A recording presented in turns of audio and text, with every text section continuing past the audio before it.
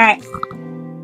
Let me think. So I think what I'm going to do is, and this is going to freak my poor husband out, it's so close.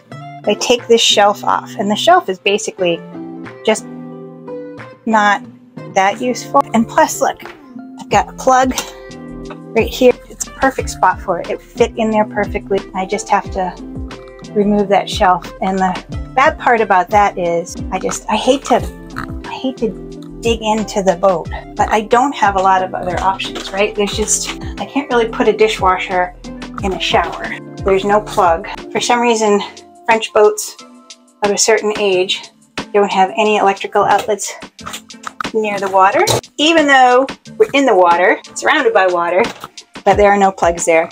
In the newer boats, they do have plugs, but not this one. So don't look at that. We're working on that. Yeah, it's gonna have to go there because my only other option, it can't go there because I have a plug, but there's no drain. Maybe it can go there? Let me try it.